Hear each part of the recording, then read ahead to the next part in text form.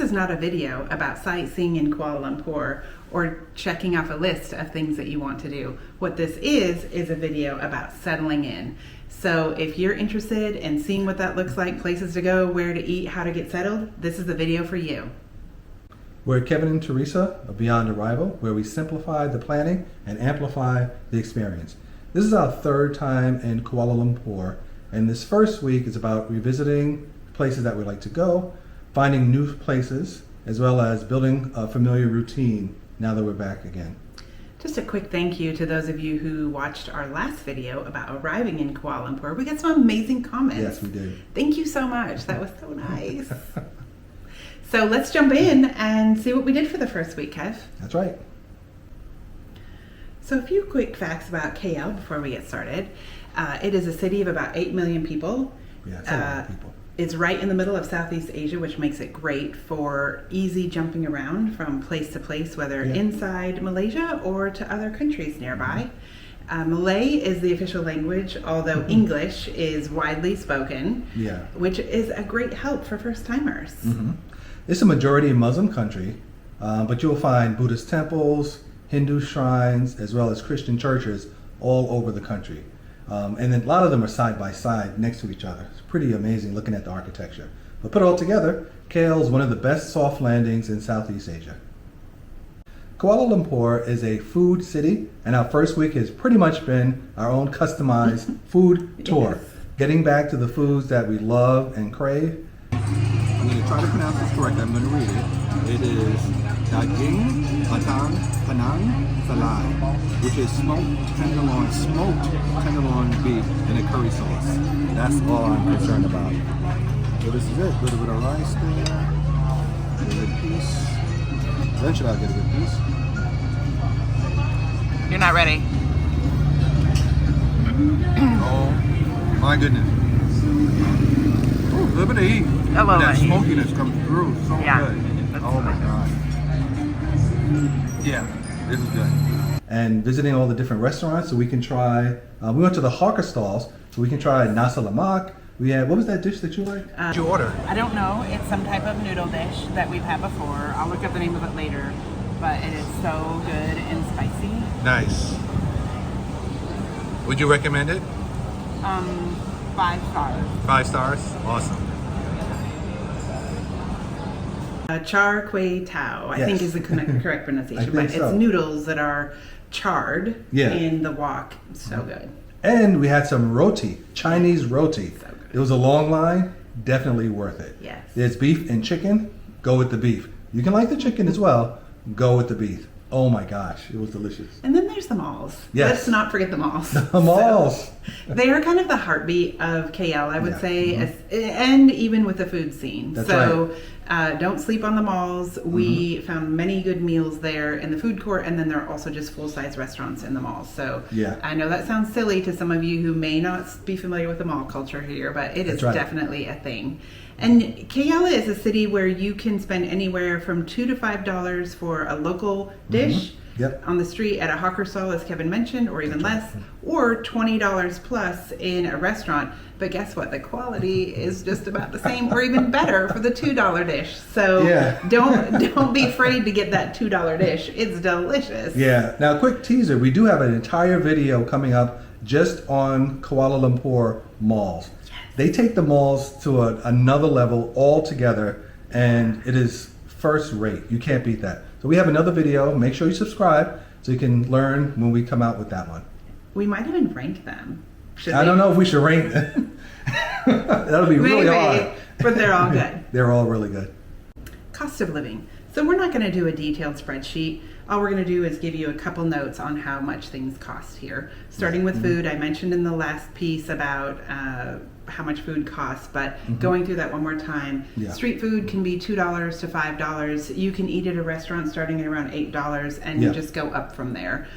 You can spend as much as you want, really. Now, you're talking about for one person or for 2 people? That's for one person. Yes. So the 2 of us can go out for a nice meal. I would say a pretty good meal for $20 to $30 US, and that's multiple courses. We usually have leftovers as well. We have those leftovers. And in terms of affordability, we take Grab rides everywhere. because we might spend $2 to $4 to take a Grab ride, whether it's a 20-minute ride, half an hour ride. When we came from the airport, that was a solid hour. Yes. And we spent about 14 USD. US, yeah. Coming from the airport, solid hour. So it's it's super affordable. And that's one of the reasons we like coming back to KL. And I just want to note, that's the fancier Grab. That's not even the cheapest Grab. That was the fancy. So, I mean, not super fancy, but it's like I will say it's the mid-range Grab. So. That's right. And in terms of where you're going to stay, we like to stay in an apartment with 2 bedrooms, 2 bathrooms. Make sure it has a pool. We like that. And we also like to have a gym. And depending on where you stay, you're looking at maybe $1,200 to $1,500 per month USD again, which we think is very affordable. Every place that we've stayed has had really good air conditioning, really good Wi-Fi, very comfortable. Yeah. But that's just amazing that the prices are so low for the quality that you get. Yeah, remember this is a major city, Yes, modern city of 8 million people with all of the amenities, amazing food. That's so right. just think about other major cities you can think of around the world and what you would pay for a great apartment located in a great neighborhood. And affordability is one of the things that makes slow travel possible for us, and especially coming to Kuala Lumpur where you get such amazing quality and your dollar stretches a lot further. So it's a great place to come. It's a great soft landing when you're coming to Southeast Asia. Kuala Lumpur is one of the easiest cities to get around in Southeast Asia. You have the monorail, you have the LRT, the MRT, which are clean, safe, and well air conditioned in a hot climate, which is something that we just rode it we today. enjoy. That's right. We took it for 6 or 7 stops. It was about $1.50 total for both the 2 of of us. us. So yeah, you can't beat that. And also, if you need to, as we mentioned earlier, you can just hop in a Grab or another ride share. Because I think there's other ride shares here, I think so too. but we're just familiar with that, and that's what we use to get around. There are also buses, which we haven't ridden, but there are definitely buses around. So check out all your options. I know there are several apps out there you can check out. And of course, this is I'm going to say somewhat walkable city. It is. There are still some challenges with sidewalks, but the nice thing is there are some overhead walkways where you're crossing over the streets above the highway, so it makes it a little bit easier. So just know you can walk. The other thing is we've got some deep dives coming in, so a couple more videos, one of which is about transportation and just how much that costs. So and what that looks like. So we'll give a little more information. So subscribe so you don't miss that. So where exactly are we staying? This has been a question that actually came up in the comments right away after our last video. So we want to talk a little bit about it. This is our 3rd time here, but the first time we've stayed in this building. It's the Robertson. You've probably seen it on other videos. Very popular among expats. That's right, and visitors, short-term stays. We've been really thrilled with it. It has a lot of amenities. It's in the Bukit Bintang neighborhood, so easy to get places. But I would say, it really meets our needs with a pool, with a gym, and security. I mean, talk about having to badge your way into everything you do, getting into the building, using the elevator, getting to your floor. So we really have enjoyed staying here, and great views. If security is your thing, this is the place to stay. Yes. Because like Teresa mentioned, with your badge, you can only badge to the gym, the pool, and your floor. And of course, leaving the building. And the rooftop. So those are it. You're not going to other floors just to see what's there. Right. So we like that level of security. Yeah. It's not super fancy, but it has everything we need with an amazing view. So we like it. And it's walkable to the malls, transportation. We have Lalaport, which is a little bit of a walk to get to, maybe 15 minutes, and might be a distance if you have groceries. But they're very close, and a ton of restaurants right at the base of the building. So that's good. But we'll have a video later on about different neighborhoods in Kuala Lumpur. So make sure you subscribe so you can see when that one comes out. So the details of getting set up when you're going to be somewhere for a little while. First and foremost, get some groceries. Yes, important, we think. Yes. So we headed over to our favorite grocery store, which is close by, called Jaya. Jaya! There's several around the city. We have arrived at the Jaya. Yes, we have. So this is our first stop when we arrive anywhere, is getting groceries. Get all your provisions, snacks, and all that good stuff. This is a return trip from the last time we were here. We discovered Jaya, and we love it for groceries. We can find pretty much anything we want. let's go shopping. Yep. They're great. And so we picked up the essentials. We usually get breakfast items, some fruit, some eggs, that type of thing, and some snacks, of course. Yeah. So we stocked up on that. And then the other thing just to bear in mind is SIM cards. I think this goes without saying, but we did mention it in our last video as well. We actually use Google Fi, but you can do whatever you want. But just know that SIM cards are available at the airport or around the city if you want physical SIM cards. Of course, eSIMs we are big proponents of. We also have Airlo as a backup to our Google Fi if for any reason that doesn't work. But I think we're all set. And then VPN, we always have a VPN set up, which is Surfshark. So we're just naming all the names. Come sponsor us. And for our work setup, we make sure we have really good Wi-Fi in the place that we're staying, which we do. Yes. But if you do have some issue with that, there's cafes all over the place that'll have Wi-Fi as a backup. You can get online, you can do some work. Any type of, I don't know if you do streaming at a cafe. That might be a little Some might, But the Wi-Fi is pretty strong in every place that we've gone. No problem. In the evenings, we usually like research what we're going to do the next day. We look at some malls, places to go, sites to see. And we also got caught up with some friends. Yes. That's the thing about slow travel. You can make friends from around the world and then catch up with them next time you're in town. So that was pretty cool. That's really amazing. What would we tell a friend coming to Kuala Lumpur? Don't rush. Leave time for culture, leave time for food, leave time for exploration, because there's so many wonderful things that you'll just stumble upon as you're walking around in the city. The other thing is, malls are not just malls. They are high-tech meeting places, and it's part of everyday life. You'll find fantastic restaurants there, electronic stores there, everything you need in the stores.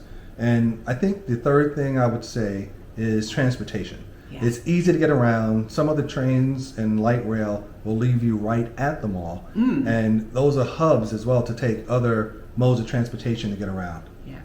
And one thing that sometimes surprises people who are coming here for the first time when we're telling them about go visit KL is that English is spoken in most places. So the primary language or official language is Malay. However, English is widely spoken. So signs are typically in English, which makes it menus, like you can really navigate the city really easily. And then also, I would say overall, it's a soft landing if you're arriving in Southeast Asia. So bear that in mind. I would love for anyone, and I would just say we got a ton of tips we and did. recommendations Thank you so much. On our last video. So go ahead, whether you're local to KL or you've been here before, please share some tips or recommendations for things to do here in Kuala Lumpur. And thank you. So with all of this information, what is uniquely KL? We've got a few things on our list. The skyline is unbelievable. This is what I would consider like skyscraper city. It's amazing. Few cities that we've been to mix together modern skyscrapers with historic buildings. And it's really incredible to see it play out here. The ones that you'll be most familiar with will be the Petronas Twin Towers, which are the largest twin towers in the world. And then Merdeka 118, which is now the second largest skyscraper in the world at 88 floors. And I think it's like 1,400 feet or some version. 1,400 feet? That doesn't sound right. No, it's bigger than that. It's bigger than that. We'll put the details on the screen. But the views are just incredible no matter where you are. You have unbelievable views. The rooftop of our apartment gives us views of all of these buildings. And then there's the KL Tower, which is another one we haven't even mentioned. So it just really makes KL a beautiful city. And then let's jump into diversity. Kevin and I have talked about this a lot because it's really interesting being in a Southeast Asian country where there are actually three cultures coming together. All combined. So you've got Malay, you've got Chinese, and you've got Indian cultures that are kind of the foundation of the city. Of course, you have other people from around the world, but I would say that's the heartbeat of KL, which you see in the food, in the religion, in the festivals. I'm trying to think of anything else. That's right.